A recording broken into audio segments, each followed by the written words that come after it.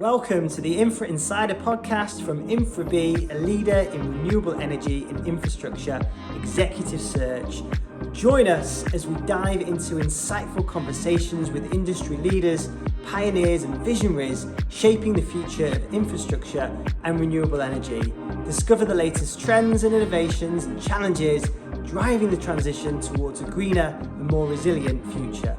Please remember to like and subscribe.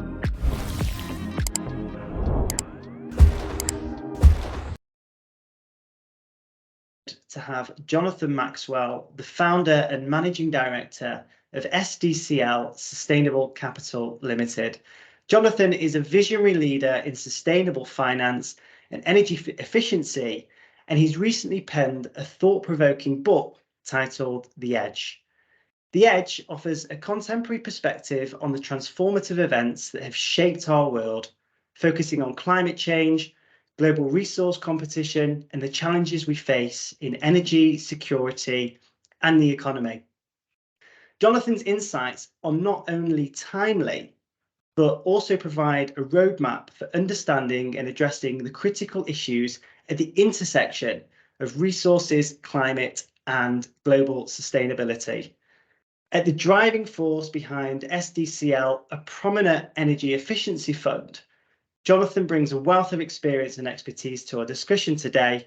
Join us as we explore the key themes of The Edge, dive into the world of sustainable finance, and uncover actionable insights for a more sustainable future.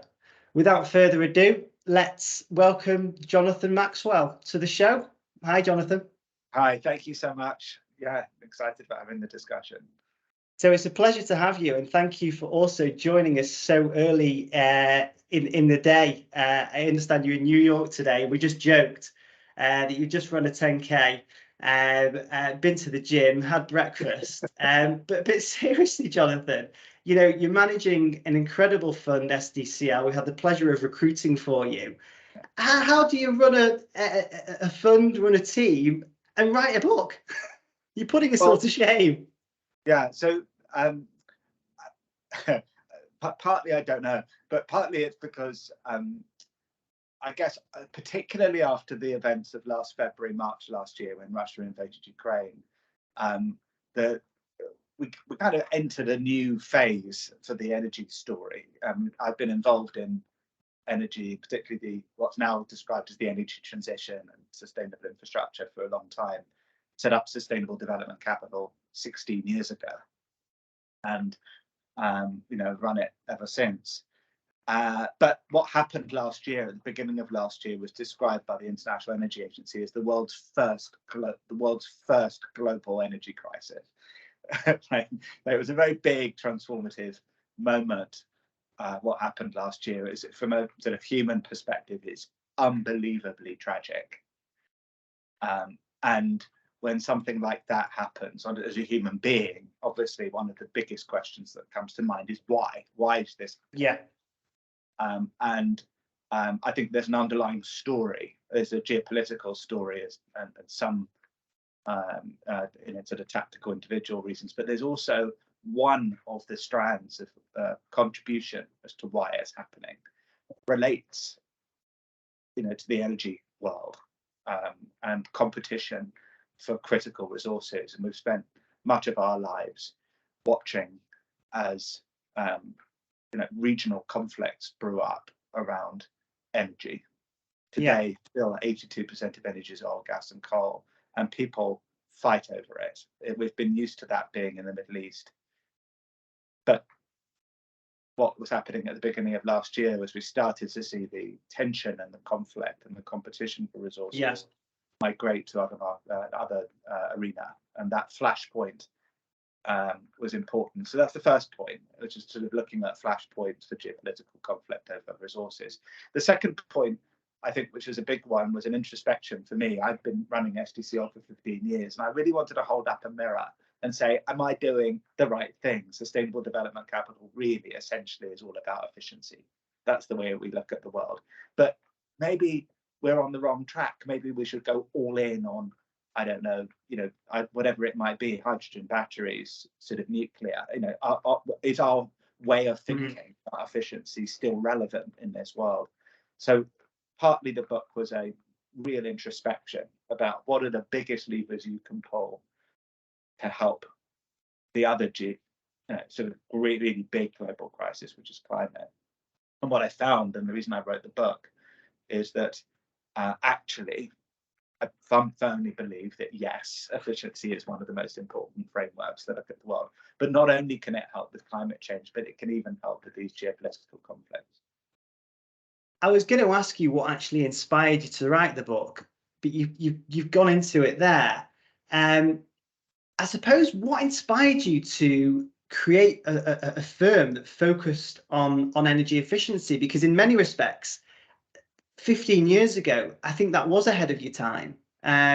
You know, renewables wasn't really being looked at so prominently. Obviously, it's more popular now. But now we've kind of gone through a stage of investing in renewables. And I think over the last 12 months, energy efficiency has really taken center stage. So what inspired you in the earlier days to look at the market from that investment perspective? Yeah, so you're absolutely right. When I set up the firm in 2007, you know, we're now 53 people. We've got hundreds of people under full-time employment in our projects. But 15, 16 years ago, this wasn't as big a theme. The company's called Sustainable Development Capital. It was available as a name, you could buy it. Nobody was really focused on it as much, or fewer people. There were no Nobel Prizes that had been handed out to the IPCC or Al Gore. There were no iPhones, by the way, at the beginning of 2007. So it was a slightly different world we were living in. But I think a lot of us were looking at climate change as a big feature, but also looking at just simply the environmental degradation that was taking place and the impact that was having on GDP. It was an economics argument back then. You know, if in China there were reports that they were losing 10 to 12% of GDP through environmental degradation. So I don't mean to sound fluffy. So breaking it down, water and air pollution, acid rain, deforestation, sort of factory closures. So sort of massive day-to-day economic impacts. And that was I've spent a lot of time in China in 2006 in particular. And actually, the Chinese government said they needed to do something about it. And they said two things, one of which is they set out the medium-term economic plan, which has resulted today in them owning the supply chains for renewables and the critical metals and minerals that the world depends on. We're now understanding that 16 years later. But the other thing they said, which was fascinating to me, they said for the energy productivity is going to be critical. And they said, efficiency is a really fundamental part of the solution to any of these problems. So they set a policy in place which was to reduce the amount of energy used per unit of GDP output, economics, by 4% every single year, 20% over a 5-year plan from 2006. And I was blown away by that concept that you could look at something that would give you economic productivity as an environmental, at the same time as building renewables. Look at efficiency. What I didn't understand, and I'll make this point quickly, is that this was what China was saying, but we in the UK and in the United States and in continental Europe had just the same problem. We were hugely inefficient. It turned out it took me 3-5 years to really get to a deeper understanding of how inefficient we are in the UK, Europe, and the United States. But this mantra of being more efficient, cutting costs, improving productivity, and to the extent you could take energy out of the system, improving carbon emission characteristics, that was really compelling for me. But so few people were looking at that, and I thought it was an area we could really specialize in. Yeah, and you know what? I actually really like the theme of the book. You know, you ask a lot of questions at the start of the book, and as I read that, I was reading through the questions and thinking, you know what? These are questions that I hadn't actually thought about asking. So I can see that your kind of way of thinking of how you wrote the book is obviously the way that you invest as well. Let's just take a closer look at the book. Can you, I mean, what we've discussed at the start of it is, I suppose, what's covered quite a lot in chapter 1. And actually, the book is got great depth. As I actually read it, I thought, gosh, I wonder how the current conflict would fit into that. I'd love a paragraph on that, and actually noted that you put a further commentary on LinkedIn recently about that. So thank you. Can you talk us through the main themes of the book and what people should expect from reading it? Yeah, so you're right. It starts off with a geopolitical conflict and asks analysis and asks why some of these features are happening. I did actually touch in the first chapter on the dynamics of what's happening in the Middle East, You did. and the Mediterranean around energy, and I'm not for a minute suggesting that that is what's caused the tragedy in Israel and Gaza, not at all. But as a match in the matchbox, I think it's important to understand that it's there, so that we can understand what's going on in all of its complexity. But so it starts off with basically a point which I find extremely important. And if you ask why Russia-Ukraine crisis happened, one of the features which I think is very important is that on the 22nd of February last year, 2022, which is the 2 days before the Russian invasion of Ukraine, Germany mothballed Nord Stream 2. Nord Stream 2 was a huge, at least $11 billion pipeline that had been built by Russia in conjunction with some of the European utilities to bypass Ukraine.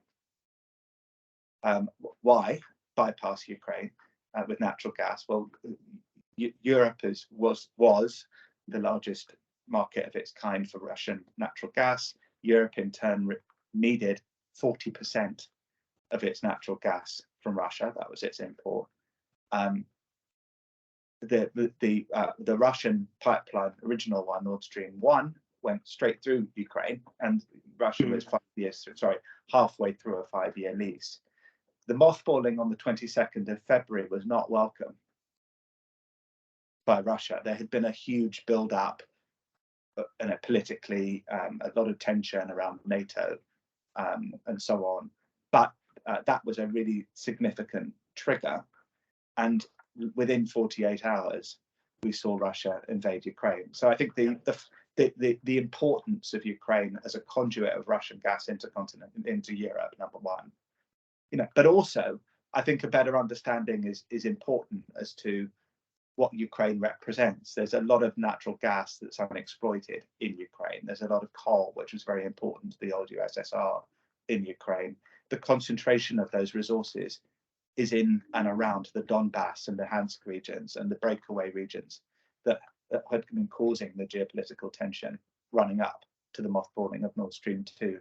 I'm not saying it's all about energy, but I am saying that energy is a very important part of the answer to the question, why is this happening? This is a resource critical area in Ukraine. So that's but I don't limit it to Ukraine. We talk about other potential geopolitical flashpoints, Middle East, Arctic, which I think is extremely important and interesting thing to understand. I hadn't actually realised about the Arctic side of things, and obviously where Russia believe their ownership lies. So that was really interesting, and a lot of, I suppose, a lot of things that you hadn't thought about, you may read in the press or in the paper, but it puts it into greater context into the effects on climate change, security, and efficiency.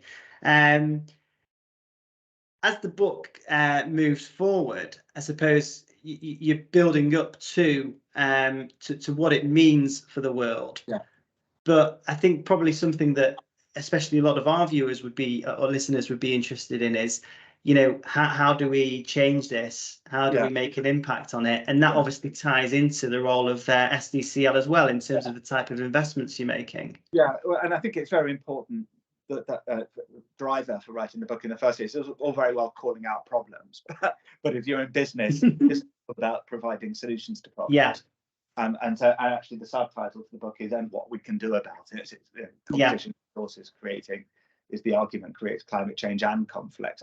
But going back to the Russia-Ukraine example, and to answer your question, There's a stunning, comes out right in the middle of the book, but there's a stunning statement that the European Commission made in 2014, the last time Russia invaded Ukraine, when they annexed Crimea. And it's a really important statement. And they said for every unit of natural gas that we don't use here in Europe is 2.6 units of natural gas we don't need to buy from Russia. Yeah. Now, in that statement, I think is one of the most important answers to the question about why the world works like it does, and how inefficient it is, but also what you can do about it. The reason they were saying, well, the reason that they didn't say it was for every unit of gas we don't buy as 1 unit of gas we don't need to buy from Russia, is that so much energy, primary energy like natural gas, is wasted before it gets to the point of use. And that's one of the most important problems in the energy sector. If you take gas out of the ground, you lose, very round numbers, 10%, extracting it and converting it into the pipeline. If you put it into a turbine, which is the largest producer of electricity, turbines and engines can only thermodynamically make half a unit of electricity. The other half a unit of energy goes up into this. If it's generated centrally, goes up, is lost, goes up into space as heat. And then even after you've lost 10%, 50% through generation, you then lose another 5 to 10% through transmission and distribution. So that's what the European Commission was saying. Every unit of natural gas we don't use is 2.6 we don't need to buy from Russia. What they were really talking about is efficiency. Can we be more efficient? Yeah. If we're more, how?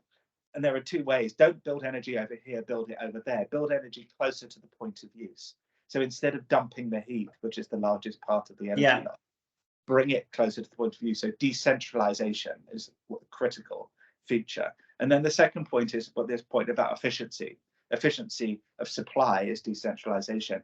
Efficiency of demand recognizes that buildings, industry, transport, which is where 70% of energy is used, typically lose or waste around 10 to 30% of their energy. So the clue actually is in the name of the book. EDGE is an acronym we use in business. It actually means efficient and decentralized generation of energy. That, I think, is probably the largest lever that we can pull. We need to build as much renewables as quickly as we possibly can. The argument of the book is it's not all of this or all of that. It's not all batteries or hydrogen. It's all of it.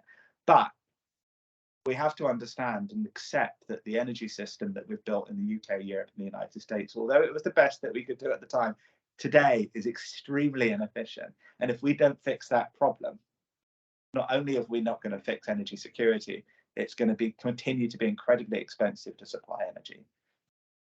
And we're going to continue along a pathway where I'm afraid decarbonisation is out of reach. The only way, particularly over the next 5 to 10 years, the only way that we can achieve really substantial progress is by putting efficiency alongside clean energy generation.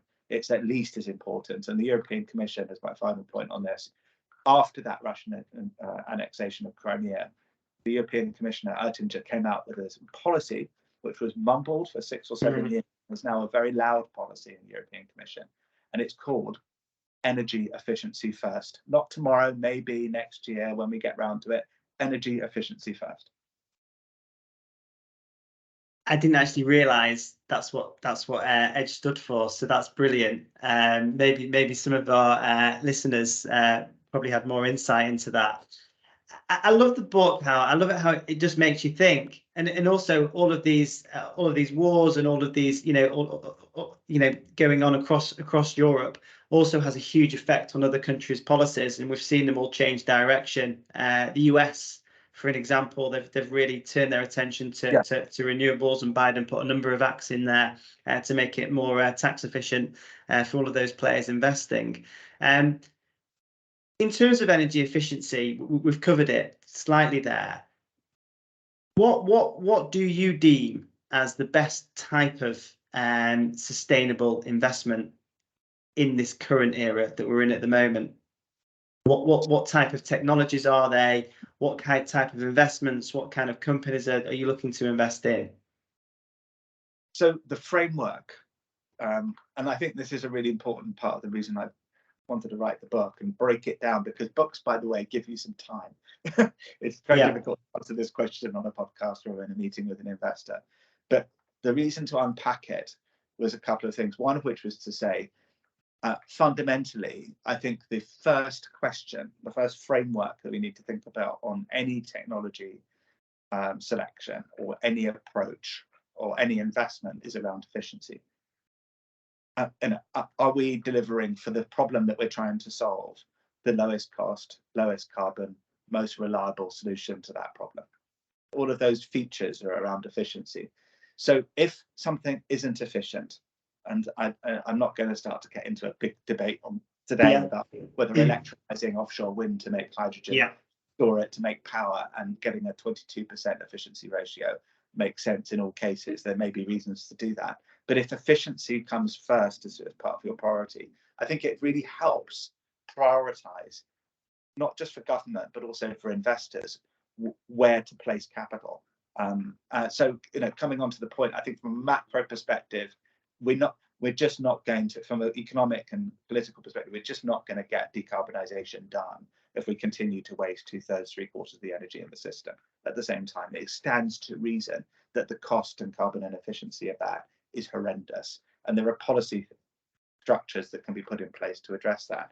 But when it comes down to technology selection, to answer your question, I think it's one of the best reasons to focus on renewable energy generation, particularly renewable power, which is an important part of this, is that it's lower cost than alternatives. And if you can generate energy solutions, whether it's solar, wind, solar on site, whether it's ground or air source heat, whether it's even storage, if you can create solutions which reduce energy and therefore carbon losses in the system and deliver energy at a competitive, hopefully even cheaper, which is possible now, price point, and if you can deliver energy to the same or better levels of reliability than the struggling grid that we have today, then those are arguments for efficient supply. On the other side of it, why put energy into the system if you're just simply going to waste it at the point of use? And I think this is another point I'm trying to make as well. So before I get onto that, lots of technology answers or solutions to the problem of not wasting energy before it gets to where it's needed. But then also let's look on the demand side, and this is something which is critical. As I said before, 70% of energy is used in buildings, industry and transport. Is it okay for shareholders of those companies, let alone for society, for those buildings, industry and transport assets to be wasting 10-30% of the energy? I'm going to pull out one example I always pull out because it's just simple. But if you take hospitals use energy all day, all night and all year. One of the ways in which they use energy is lighting. The largest controller of hospitals, operator of hospitals in the UK is the National Health Service. How are they getting on? How are they getting on with their lighting? Well, only 46% of their lights have been changed to LED so far. That's extraordinary, because what's happening before is that you've got a 60-watt lamp. If you turn it to a 6-watt lamp, that cuts the energy costs and therefore carbon footprint associated with lighting by about 90%. Why are those lights not been changed in their entirety? Every day the NHS is wasting time, money, carbon, and actually having a product which needs to be replaced so often. It's hugely inefficient and unreliable. So there are better solutions available on the demand side. And so it's not just about supplying energy more efficiently, it's also about making sure it's not wasted at the point of use. It's interesting, isn't it? A lot of it is about waste. What other ways can companies be more efficient?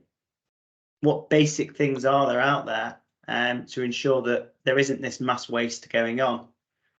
So I think the way I think about it is about the infrastructure with which the business is run. So if you look at the footprint of a business, if it's a data center, it's very straightforward to answer your question, because you measure data centers in megawatts and not square feet. And if you think about, so what can business do about this? The big wins will come in the information technology market, data centers that will come in hospitals and universities, they'll come in big industrial facilities, because these are the big energy and carbon emitters. Steel, cement, chemicals, and plastics. It's about 40% of the answer.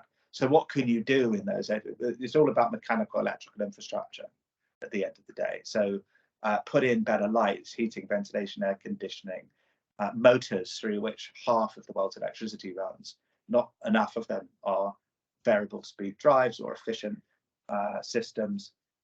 Most of them by the way, also rely on metals, minerals, and even rare earths that are going to cause environmental problems. So mechanical and electrical changes that can cut costs, improve productivity, and reduce carbon.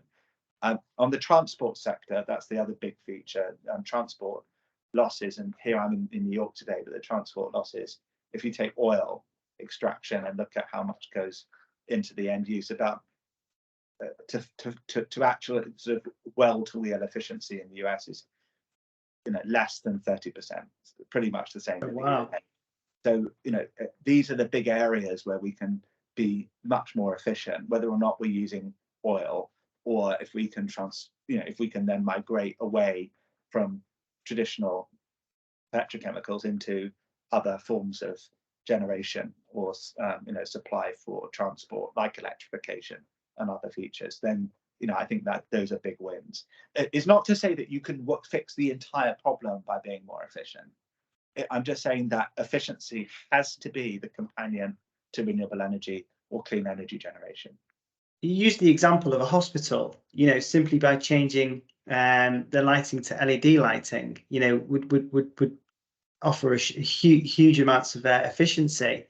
Why do you think organizations like hospitals, why do you think organizations in the transport industry, why aren't they doing this? So I think there's a difference between public and private sector. I think at the moment, particularly in countries like the UK, I think there's been a difficulty in applying.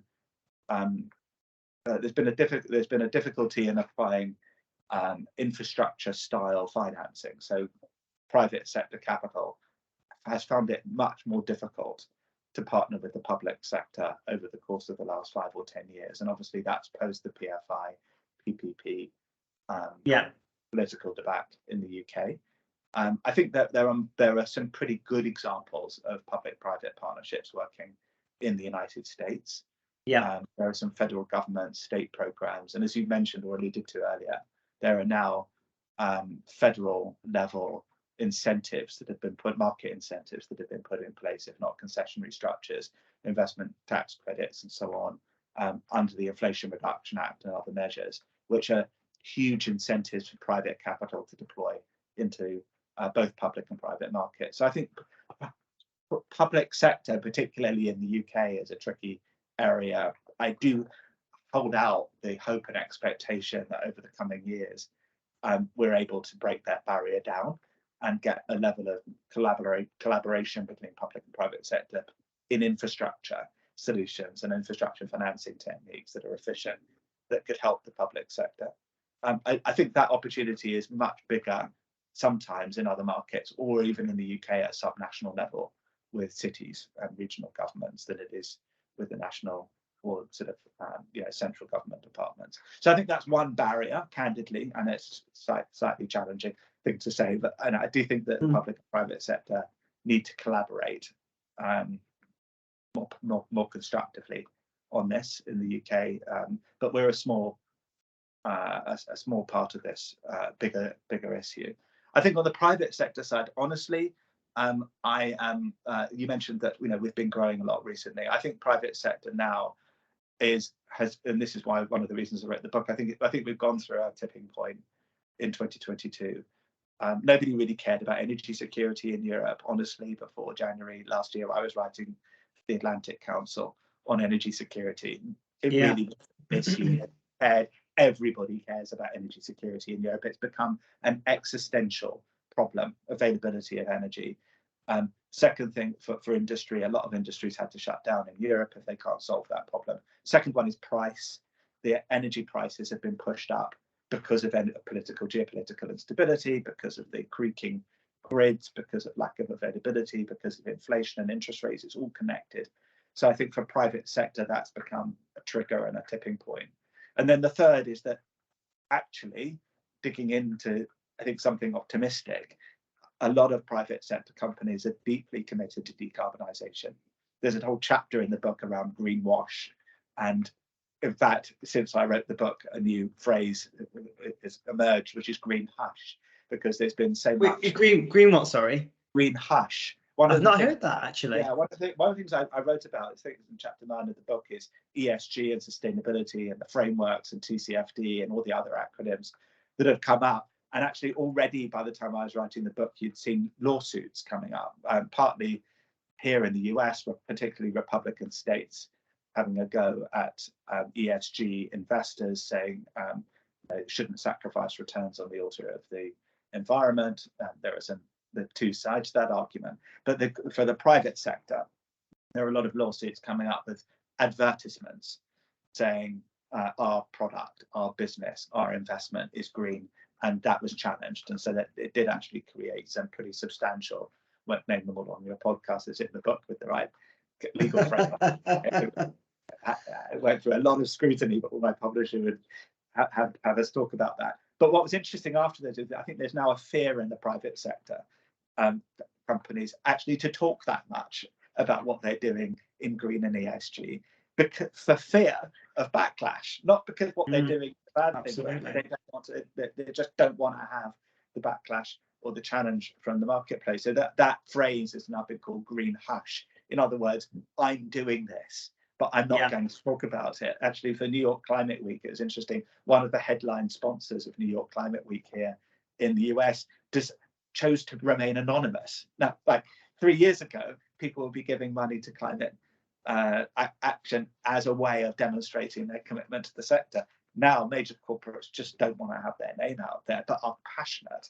So this comes back to my last point that I'm trying to make, was that companies are committed to decarbonisation in the private sector. So they want to cut costs because energy costs are going wild and they're volatile. They want to improve availability and security because the grids cannot cope. Grid cannot cope with energy demand increases or the loads that are going onto the system in the UK and Ireland and across the US. So they need decentralized it. And then the third point is that they're committed to decarbonisation. And therefore, that's one of the reasons why energy efficiency is rocketing up the agenda, because they recognize that how can they make that case if they're wasting so much energy? So in the earlier days of SDCL, when you were pushing energy efficiency and sustainability, did people get it? Nothing, not at all like they do today for the most part. So I think that level of sophistication, awareness, muscle memory, frankly, also I have to say, in defense of corporate and public sector, some of these technologies have become economically viable and proven over the last 10 years. When I started investing in LED light bulbs, which you'd roll your eyes, of course, put LEDs in, but nobody was really doing that before 2012. Yeah. So, at that point, I was trying to convince hotels and hospitals that they should be introducing LEDs, and they were just, or even grocery stores, and they were worried about what the lights would make them, would make people feel like, or what. I've got to say, in the early days, that light was foul, wasn't it? That came off an LED. But again, like you say, as we've progressed, not only has it become more efficient, but the technology used around things, is I suppose easier for people to grasp, because it is more similar to what they were previously using. Yeah. That's right. I mean, so I think technology's moved on and it's become much more price competitive, which is good. So that's the defense. The other side of it, though, is interesting. I've been in this for so long that somebody used the phrase with me, clean tech 1.0, as if this now, which I think is right, going through this incredible period of innovation, technology, ideas, business models. I haven't seen that since the noughties, the back end of the early 2000s. And that was what people refer to now as clean tech 1.0. It ended badly. There was a financial crisis, as we all remember, global financial crisis. Alongside that, and for other reasons, including competitiveness with China, the market, a lot of these technology and companies collapsed. But during that period of time, to answer your question about was it different 10, 15 years ago, that was a very interesting period, and there were some companies that were really dedicated to decarbonisation in a way that is, we would think, is sophisticated and forward-looking. Now, there's actually a statement in my book about a pack that I discovered on my shelf actually in 2007. It was a pack of cards, and the cards all had solutions to environmental problems. And I actually compared the solutions that were being proposed by the consulting engineers in 2007 to the solutions that are there today. I don't know if you discovered that piece. I think it's later on. There's a section on R&D and technology, and it's stunning. This pack written in 2007 could have been the pack that was written in this year, the last month. There were a few bits and pieces that you would tweak, but actually a lot of the thinking is now, I would say, 15, 20 years old, and is now coming to fruition today. That's the first point. The second point is there were some companies that I started my journey on with SDCL and developing and investing in efficiency projects in particular, that were really spearheading this in around 2010. So the big US manufacturers, if you were a retailer, big retailers here, if you made clothing products, sporting brands, some of the UK retailers, the biggest ones, all said, do you know what? 90% of our carbon's in our supply chain. So they said, this is what people now talk about as Scope 3 emissions. But then the language was 90% of our carbon's in our supply chain. And that's how actually I started my journey doing efficiency projects, because if one of these big corporates said, where's my supply chain? It was often overseas. So we would go to the factories and we would discover how inefficient they were. How did this happen? I mean, we know that you founded the business about 15 years ago, and previously you were an investment director at HSBC, weren't you?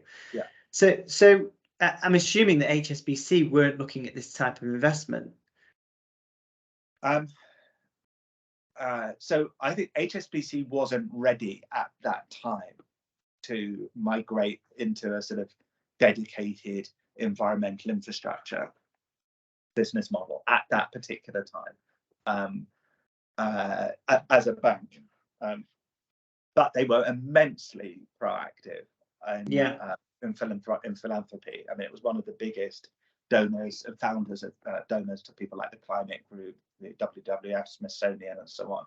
But when it came to actually making sustainable investments and coming up with a framework, my proposal at the time was, let's create a dedicated division of the bank just to focus on environmental infrastructure. Why? Because it's a hard problem to solve, and it's important to lock yourself in a room, fix the problems, and then you can come out with solutions and not get too distracted by financing, toll roads, and the rest of it.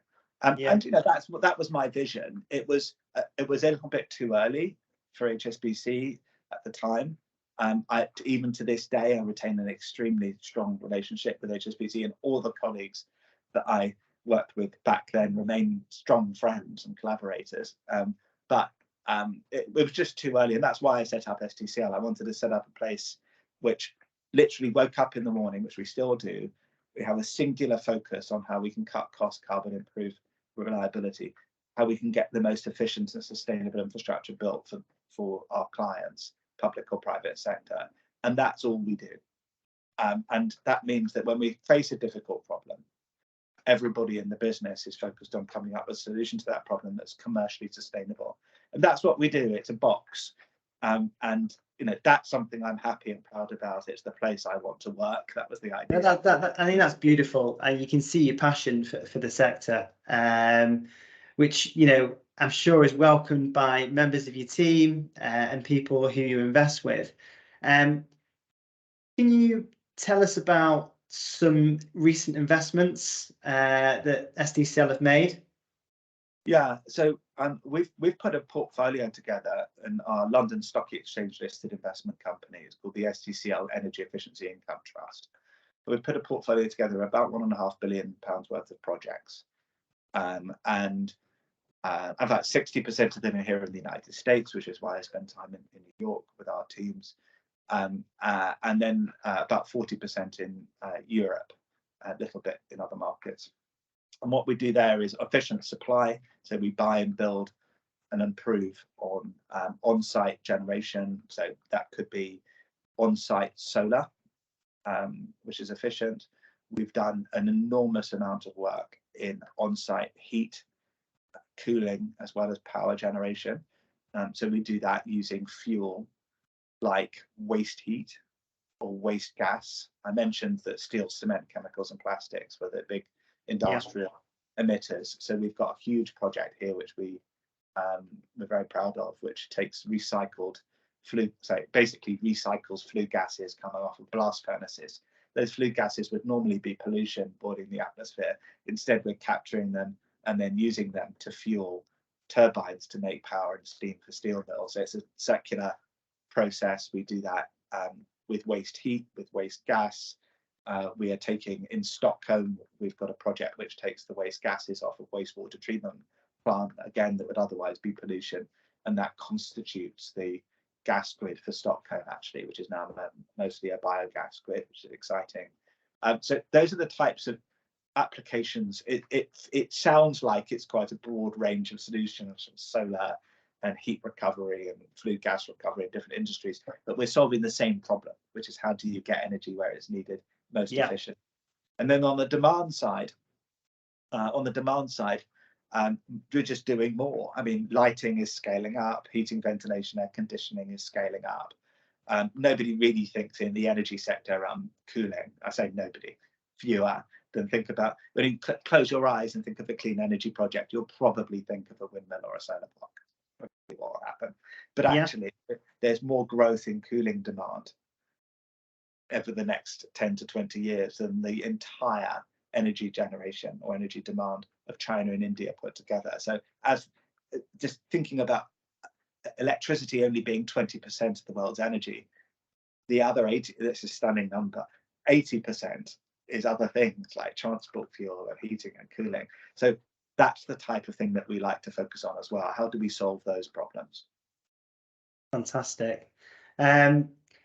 I feel like we could talk all day, and I know that time is limited for you. But I think today's discussion has been incredibly insightful. I think that lots and lots of people will, if they hadn't already thought about it, will be thinking about more efficient investments, how that we can solve the problems around sustainability. And I think that your book is just an incredible roadmap and takes you through your thought process, but also answers lots and lots of critical questions. I implore everyone to buy a copy and have a read of it. You know, I thoroughly enjoyed it, and also have thoroughly enjoyed both working with SDCL and following your journey. You know, you are at the edge and at the cutting edge of sustainable investment, and having worked across the investment market for 20 years as a recruiter, working with some prominent infrastructure funds, I think it's only now in the last sort of 18 months that people are now building these sustainability funds. And that's why I find it so intriguing to learn about your passion, your insight, and the fact that you were 15 years ahead of everyone else. So Jonathan, well done for that. Well done for managing and leading a business, and well done for managing to write a book in the midst of all of that. You know, that in itself is quite simply phenomenal. Thank you so much, and thank you for reading and enjoying it, and thank you for having me on today. Thank you so much for your time, Jonathan.